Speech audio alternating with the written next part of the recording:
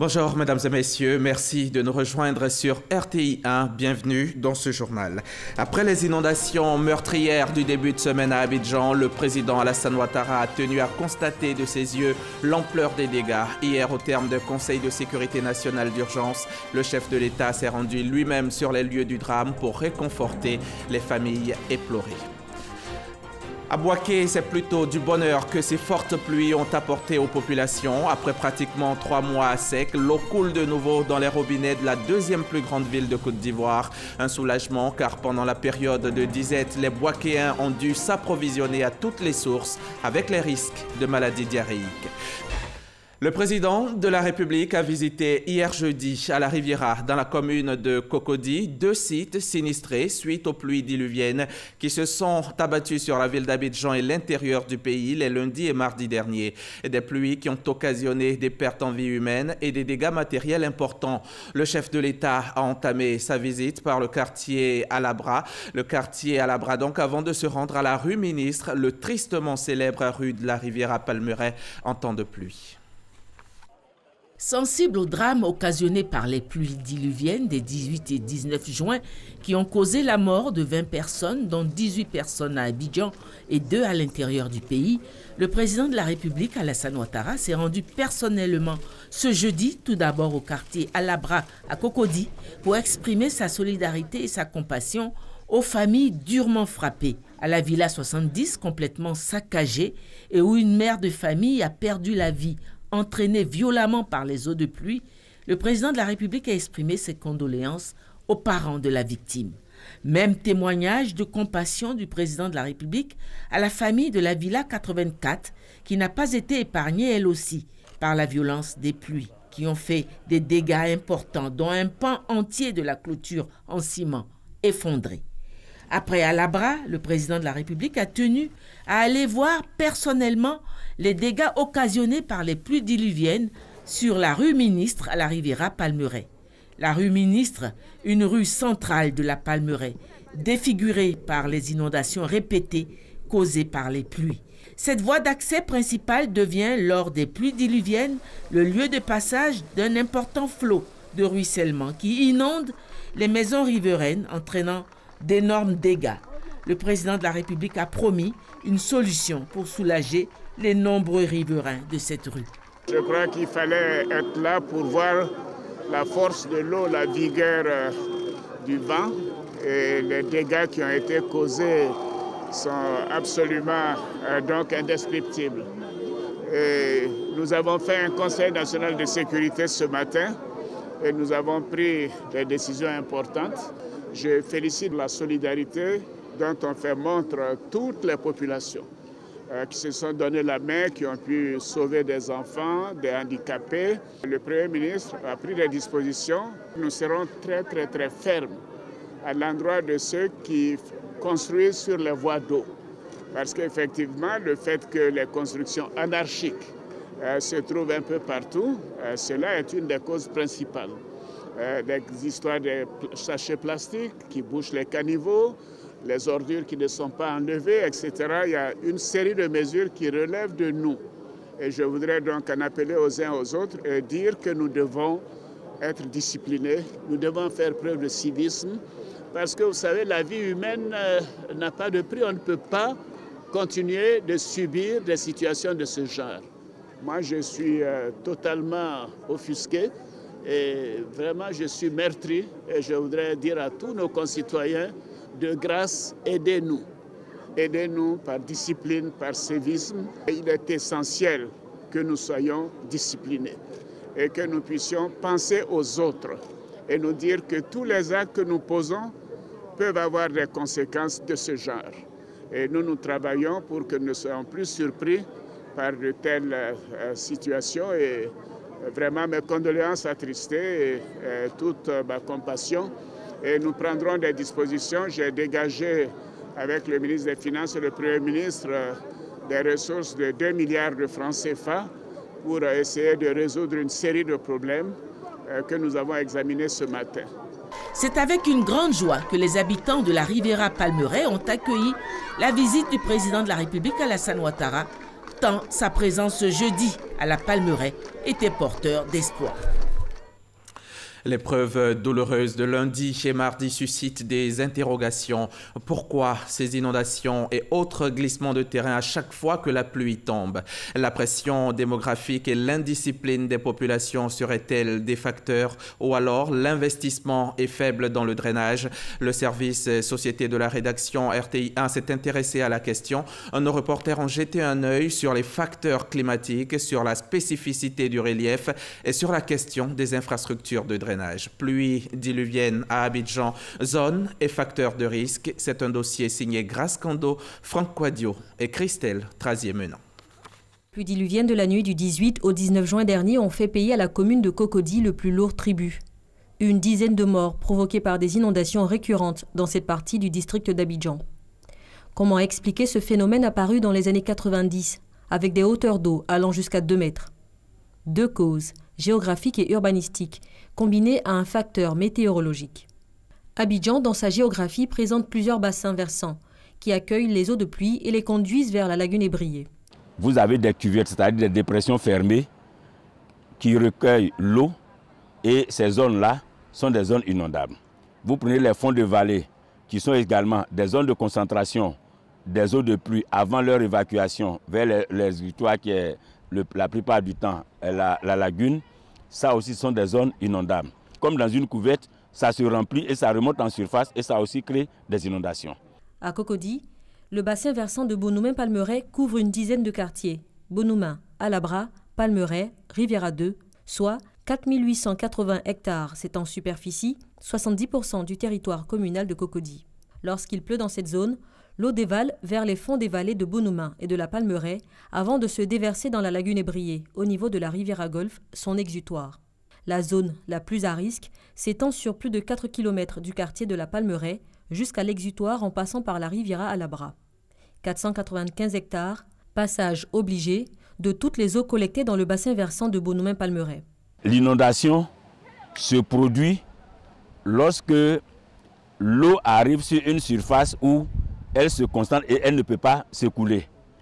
Dans les fonds de vallée, normalement, il ne devait pas avoir d'inondation. La difficulté dans les fonds de vallée, c'est que malheureusement, les gens viennent habiter les fonds de vallée. À partir de ce moment-là, les maisons qui sont dans les fonds de vallée deviennent un peu comme des obstacles à l'écoulement de l'eau. Et quand ça devient des obstacles à l'écoulement de l'eau, qui en principe devait passer par là pour aller à son exutoire, dès cet instant-là, il y a inondation. L'urbanisation massive d'Abidjan, conséquence d'une démographie galopante, compte aussi parmi les causes d'inondation. Les lotissements successifs ayant remplacé la forêt augmentent les volumes des eaux de ruissellement. Les infrastructures de drainage installées dans les années 90 ne suffisent plus à évacuer les eaux de pluie. Situation similaire dans ce quartier d'Angré. Ici, à chaque pluie, les eaux montent et envahissent rues et habitations depuis déjà plusieurs années. Nos ouvrages ne sont pas conçus pour recevoir ce volume d'eau. C'est impossible. Malgré ce gros dallot de 4 mètres sur 3, on est inondé. Comment vous comprenez cela? C'est difficile. Collecteur de base devenu trop étroit pour les volumes d'eau de ruissellement, collecteurs secondaires, caniveaux et autres infrastructures de drainage mal utilisées par les populations, c'est un des facteurs les plus décisifs de ces inondations. Respecter les ouvrages de drainage, ne pas y jeter des ordures, la poubelle, malgré toutes les dispositions que le gouvernement prend pour faire face aux inondations, il y a certaines pratiques, certaines attitudes qui accroissent les difficultés. Notamment, il y a les occupations anarchiques des passages d'eau. Vous avez toutes les vallées qui permettent aux eaux de ruissellement de s'écouler vers la lagune, qui sont de manière illicite occupées par les populations. On a des sites de barrage, d'écrêtement, par exemple comme celui de Bonoumin, qui sont occupés aussi par des riverains. Pour limiter les risques d'inondation, l'ONAD, l'Office national de l'assainissement et du drainage, a prévu un schéma directeur de renforcement des infrastructures de drainage. Actuellement, le grand défi, c'est le problème de la rue Ministre à la Palmeraie. Et là, nous sommes en train de prendre des dispositions pour pouvoir résoudre ce problème. C'est un investissement de près de 30 milliards que le gouvernement a engagé. Dernier facteur de risque des inondations, la météo. La Sodexam annonce cette année de fortes pluies, des niveaux de précipitations exceptionnels, plus importants que les années précédentes. Les populations sont invitées à plus de responsabilités et à prendre toutes les dispositions pour éviter d'éventuels drames. Des géographes de l'université Félix Houphouët-Boigny préconisent dans une étude réalisée en 2015 le curage régulier de tous les collecteurs, l'agrandissement des ouvrages existants et la construction de nouveaux collecteurs. Et afin de permettre aux automobilistes de se déplacer en toute sécurité en cette période pluvieuse, le ministère des Transports appelle l'attention de tous sur les principaux dangers de la circulation en temps de pluie et sur les précautions à prendre. Adopter une vitesse réduite, respecter les distances de sécurité en roulant, disposer d'essuie-glaces nets, disposer de bons pneus et de bons phares, allumer les feux de croisement pour être bien vu, respecter les consignes des forces de l'ordre dans la régulation de la circulation. En cas de panne sur la chaussée, signaler le véhicule avec un triangle de présignalisation, puis le faire enlever sans tarder et éviter les dépassements et autres stationnements dangereux. C'est une joie immense pour les populations de Bouaké. Un retour progressif de l'eau potable est constaté depuis lundi dans plusieurs foyers de la capitale de Bouaké, où l'approvisionnement avait été interrompu depuis 3 mois, voire plus pour certaines populations. Une situation qui impacte près d'1,5 million de personnes. Kader Sogodogo, RTI Bouaké. Deuxième semaine du mois d'avril 2018. Bouaké sortait des grandes célébrations de Pakinou et un constat difficile à admettre venait changer les habitudes. La LOCA, principal barrage de traitement d'eau potable à Tari. Conséquence immédiate, Bouaké Ouest, Nord et Centre, ainsi que les départements de Sakassou et de Botro, n'ont plus d'eau dans les robinets. Les bidons jaunes apparaissent dans toutes ces localités. La réaction du gouvernement est immédiate. Instruction est donnée à l'Office national de l'eau potable, ONEP, de servir les populations sinistrées en eau. Des camions de cette structure étatique apparaissent désormais dans le paysage de Bouaké et de ses environs. À côté, le gouvernement décide d'adopter d'autres stratégies. 95 pompes villageoises sont remises en état. Le barrage de Gonfreville sera aménagé et servira de centre de traitement en eau potable. La capacité de production d'eau du camp au sud de la ville sera augmentée. La station est déjà sur pied. On a tous les éléments. Les raccordements sont en cours. Nous sommes à la phase de montage de l'usine Sanfutur de 360 mètres cubes que nous avons prévu monter sur le camp pour soulager la population de Bouaké. Ici, nous allons avoir autour de 200 mètres cubes pour mettre dans le réseau de Bouaké. Normalement, si tout se passe bien, sans blocage, à mi-juillet, tout sera mis en service. Une fois ces travaux terminés, avec les 2000 m3 qu'on aura pour cette usine-là, on pourra directement apporter de l'eau dans les quartiers en continu ou de façon délestée sur Gonfreville, zone industrielle, Dar es Salaam 1, Tola Kwadjokro et puis Dar es Salaam 2 également. Des forages sont réalisés et pourront permettre d'alimenter le circuit de distribution de la SODECI. La ville de Bouaké en compte 9. Ici, nous sommes dans le quartier Djamourou Liberté et cette zone abrite 3 de nos forages qui viennent d'être raccordés. On aura soulagé les quartiers de Dar es Salaam 2 et de Kamounokro. Il y aura un renforcement sur les quartiers de Liberté où nous sommes, un quartier de Liberté et puis un peu plus bas de Gouba. Dans des quartiers populaires comme Dar es Salaam, la joie des familles de voir l'eau couler à nouveau dans les robinets est visible. S'il n'y a pas l'eau, on souffre beaucoup. On puise l'eau tous les jours. Ça nous fatigue, sincèrement dit. Donc il y a l'eau, on est contente. Les étudiants ne sont pas en reste, notamment ceux du campus 2. On a souffert ici parce qu'il y avait des citernes qui venaient donner de l'eau. Aujourd'hui, on a de l'eau des robinets bien potable, on est heureux. Au chef de l'État, nous disons merci pour ses efforts et pour sa gratitude envers nous les étudiants. Que dire de Sakassou commune, où grâce au forage réalisé, la crise d'eau est désormais derrière. Ici à Sakassou, on a fait 3 mois sans avoir de l'eau. Merci au gouvernement. Cette eau, elle est vraiment limpide. Auparavant, l'eau qu'on buvait, c'était rougeâtre. Les efforts continuent pour juguler définitivement la crise. Certains quartiers de Bouaké sont dans l'attente. Le gouvernement, quant à lui, est à la tâche. Comme on l'a vu à Bouaké, il y a certains quartiers qui commencent à avoir de l'eau. Il y a Sakassou qui a de l'eau. Donc, pour résumer, le programme, c'est quoi? Faire des forages, les mettre dans le réseau. Et puis, dans un terme plus rapproché qui va commencer bientôt, prendre de l'eau sur le mandament à Béomi et le ramener à l'usine de la Loca pour nous ramener à la situation qui était avant la crise. Avec le soutien de la Banque mondiale, Bouaké sera connecté au Bandama pour ne plus vivre de pénurie en eau potable. À Bouaké, tous espèrent voir les travaux démarrer au plus vite. En attendant, l'eau de fourrage a conquis certaines personnes. Je bois l'eau devant vous pour vous montrer. Bonne dégustation. C'est un reportage signé Kader Sogodogo de la station régionale RTI Bouaké. Daniel Cablon-Duncan, lui, a regagné Abidjan hier soir. Le vice-président était en France depuis quelques jours. Sur place, il a pu échanger avec des partenaires au développement dans le secteur de l'éducation-formation. Puis il s'est rendu à Accra, au Ghana, pour prendre part au 2e Forum africain pour la transformation économique et une rencontre organisée par le Centre africain pour la transformation, à laquelle ont pris part des chefs d'État. Je vous propose d'écouter le vice-président dès sa descente d'avion. Vous me permettrez d'adresser nos condoléances les plus attristées, disons aux victimes des pluies diluviennes qui sont tombées sur la Côte d'Ivoire en général et particulièrement sur Abidjan, et souhaiter un prompt rétablissement. Disons qu'à ceux qui ont été blessés.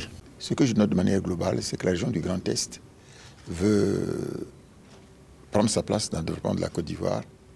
Et il y a une grande mission, comprendra une quarantaine d'entreprises qui va venir ici au mois de novembre prochain. Pour certaines construire la prospection, d'autres investir directement au niveau de la Côte d'Ivoire. En ce qui concerne le forum, le président de la République avait été invité par le chef de l'État Nana Akufo-Addo à Accra pour participer à un forum qui concerne la transformation de l'Afrique. Il y a eu un bon échange pour montrer que l'Afrique doit pouvoir, augmenter ses ressources endogènes pour participer à son financement, d'une part, mais aussi le secteur privé doit pouvoir être écouté et donc invité à développer ses activités, non pas dans chacun des pays, mais au niveau de l'ensemble de l'Afrique. Les propos du vice-président ont été recueillis pour vous par Moussa Konaté. Ce 2e forum africain sur la transformation économique s'est donc achevé hier jeudi à Accra, au Ghana, par un panel de haut niveau. Un panel animé par les chefs d'État ghanéens et rwandais, avec à leur côté, bien sûr, le vice-président de la République, Daniel Cablon-Duncan, et des représentants du secteur privé africain. Tous ont décliné leur vision de la transformation économique du continent et le mode de financement de cette transformation. Mahama Traoré était notre envoyé spécial sur place. Son reportage. Gouvernants et hommes d'affaires réunis pour débattre d'une problématique majeure. Que faire pour rendre les économies africaines plus compétitives et prospères? Autrement dit, comment booster la transformation économique du continent? Pour y parvenir, le président ghanéen Nana Akufo-Addo suggère la bonne gouvernance, une position soutenue par son homologue rwandais Paul Kagame, qui pose également comme préalable à toute transformation le changement des mentalités. Représentant le président Alassane Ouattara à ce 2e forum africain sur la transformation, le vice-président Daniel Cablon-Duncan a partagé l'expérience ivoirienne. Nos pays africains ont la vision, ils ont souvent donc la volonté, mais il faut travailler, me semble-t-il, sur les 3 aspects importants suivants. Le capital humain, avec le développement concernant l'éducation et la santé. Deuxièmement, l'industrialisation, transformation des matières premières, mais aussi transformation de tous les secteurs de matières premières non agricoles, miniers, etc. Et le 3e élément, travailler davantage en matière donc des services portuaires, aéroportuaires. Le secteur privé est un acteur majeur de la transformation économique du continent. C'est pourquoi l'homme d'affaires nigérien Aliko Dangote plaide pour une baisse de la pression fiscale afin de favoriser l'essor des entreprises africaines. Autre obstacle à la transformation économique du continent, la corruption. Selon les acteurs de ce panel de haut niveau, ce phénomène doit être combattu sous toutes ses formes. Avant de quitter Accra, Daniel Kablan-Duncan s'est entretenu avec le chef de l'État ghanéen, Nana Akufo-Addo, avant d'échanger avec le président en exercice de l'Union africaine, le président rwandais Paul Kagame. Et ici en Côte d'Ivoire, la plateforme de partenariat public-privé du Conseil de Café Cacao, du Conseil Café Cacao, tient actuellement sa 7e session à Yamoussoukro. Ouverte depuis mercredi, la présente session prend fin ce vendredi. Les participants y débattent de la stabilisation de la production nationale à 2 millions de tonnes et au recentrage des projets. De 2012 à ce jour, plus de 37 milliards de francs CFA ont été investis dans divers projets et 19 accords ont été signés. C'est ce que nous dit notre reporter Noël Niagno. La plateforme de partenariat public-privé de la filière café-cacao est à sa 7e session dans un contexte de chute de prix sur le marché mondial et de prise de conscience des deux grands producteurs mondiaux que sont la Côte d'Ivoire et le Ghana de se rapprocher pour influer sur le cours du marché. Deux questions qui occuperont une place de choix dans les échanges pour être en phase avec l'esprit de la création de la plateforme après la réforme et sa mise en place en mai 2012. Nous allons voir ici, avec la plateforme, quelles stratégies on met en place et quelle est leur contribution pour la stabilisation des prix du cacao. Quelle est la stratégie qu'on avait pour maîtriser les endémies, notamment le swallowing? Quelle est la stratégie, surtout au vu de nos problèmes sur le marché mondial, de transformer le maximum de notre production, dépasser même la première transformation, pour qu'on augmente la plus-value, mais aussi qu'on minimise les risques de volatilité des prix sur le marché mondial. Productrices, producteurs, pouvoirs publics, privés, partenaires techniques et financiers ont 3 jours pour se parler et trouver les moyens de booster la filière pour le bonheur de l'ensemble de la chaîne des valeurs. Dans cette optique, le Conseil met sur la table des échanges la pause à la distribution de matériel végétal cacao et le recentrage des projets. Tous les programmes qui contribuent à l'augmentation de la production doivent s'arrêter. Nos autorités nous ont demandé de mettre une pause dans la production du cacao, de stabiliser à 2 millions de tonnes. Autre menu à cette rencontre, le rapprochement Côte d'Ivoire-Ghana. Imaginez si nous nous entendons, que nous disons à 1300, 1400 francs sur le marché international, si on est en dessous, nous ne vendons pas. Ceux qui veulent s'approvisionner, ils sont obligés d'acheter au prix que nous allons indiquer. En attendant les conclusions des travaux, les producteurs soulignent leur adhésion. Quand on fait un travail, à un certain moment, il faut faire une pause pour faire le bilan. Aujourd'hui, il y a une surproduction. Donc il faut s'arrêter pour voir comment juguler cette surproduction. C'est elle qui fait que les prix baissent. La plateforme, ça va me faire changer beaucoup de choses. Voilà qu'on parle du reboisement, voilà qu'on parle de régénération des plantations. Les plantations qui sont attaquées par le chou, on doit le détruire. Moi, chez moi, on a déjà détruit 2 hectares que j'ai replantés. La plateforme de partenariat public-privé, c'est au début 40 membres. Ils sont aujourd'hui 400 avec un niveau de financement de plus de 37 milliards repartis entre le Conseil, 35%, les privés, les partenaires techniques et financiers pour 65%. Venons-en maintenant à cette série de distinctions qui a eu lieu jeudi dernier à la Grande Chancellerie de l'Ordre national. Les récipiendaires sont 27 femmes issues de divers domaines d'activité qui ont vu leur travail, leur détermination récompensée par la nation. Elles ont reçu leur médaille dans l'Ordre du Mérite national et l'Ordre du Mérite ivoirien des mains de la Grande Chancelière Henriette Dagri-Diabaté. Le témoignage de Sidonie Davila.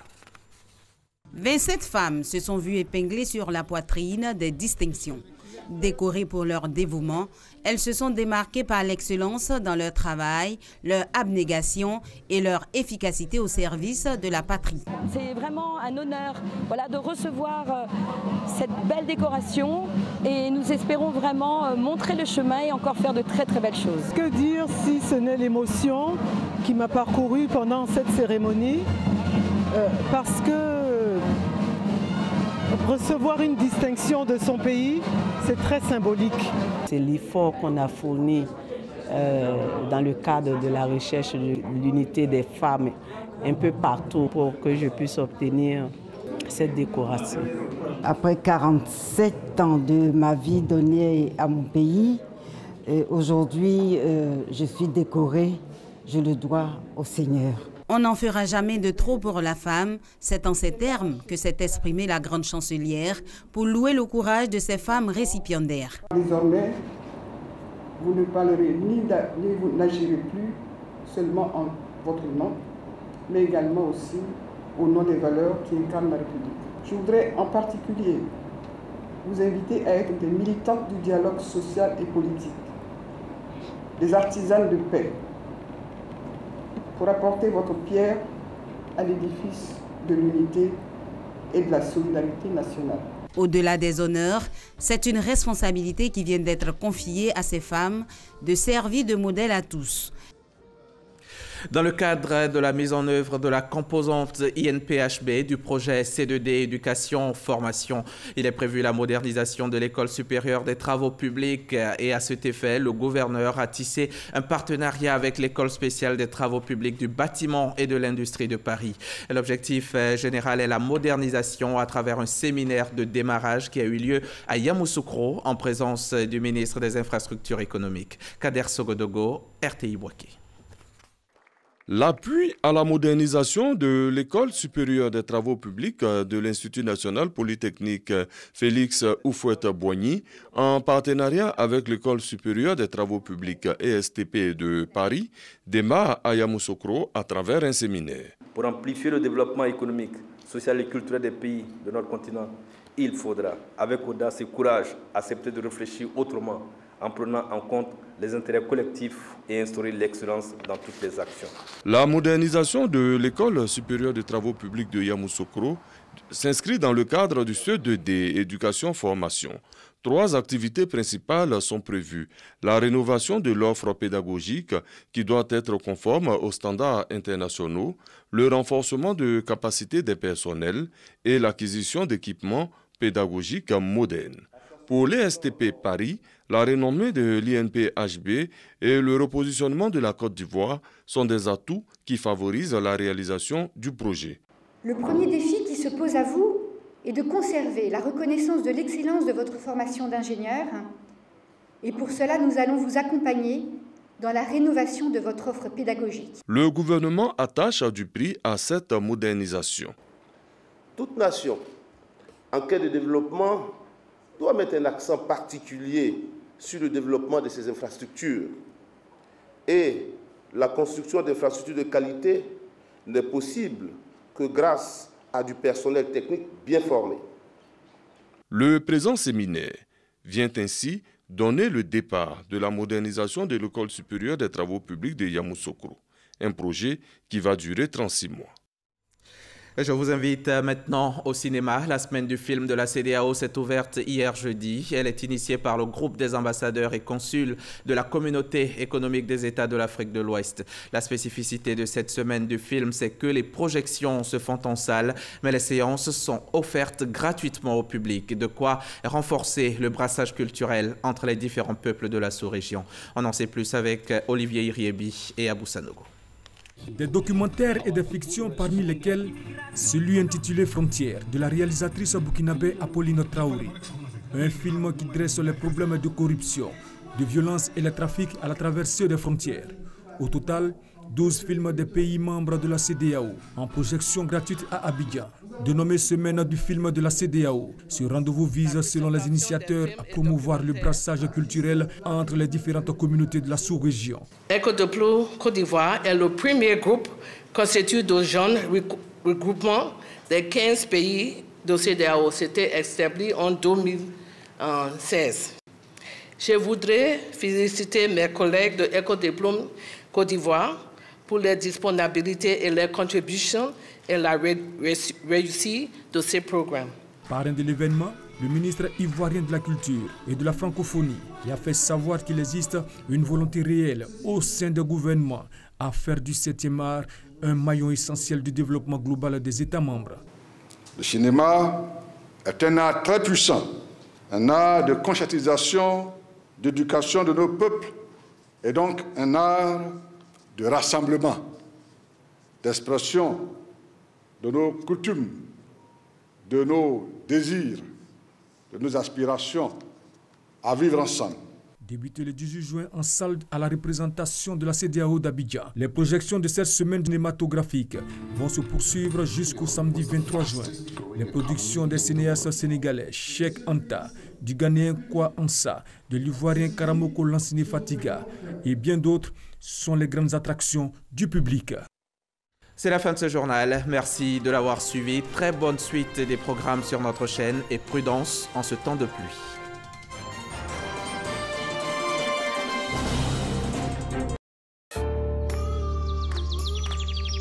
Une nouvelle étiquette pour Candia. Candia le lait, onctueux, soyeux, crémeux. Candia, c'est le bon goût du lait. Moi, c'est Candia. Bienvenue sur MyCMU, votre application mobile pour tout savoir sur la couverture maladie universelle CMU. Simple d'utilisation, MyCMU facilite la vie des assurés en donnant toutes les informations utiles. MyCMU fonctionne sur les téléphones Android et ne nécessite pas de connexion Internet. Grâce à votre application, vous obtiendrez des informations sur les sites d'enrôlement, l'état de vos cotisations, le panier de soins, les centres de santé, les pharmacies du réseau CMU. MyCMU vous permet également d'effectuer votre pré-enrôlement avant de vous rendre dans un centre pour finaliser l'opération. Alors n'attends plus, télécharge-moi sur Play Store et la couverture maladie universelle.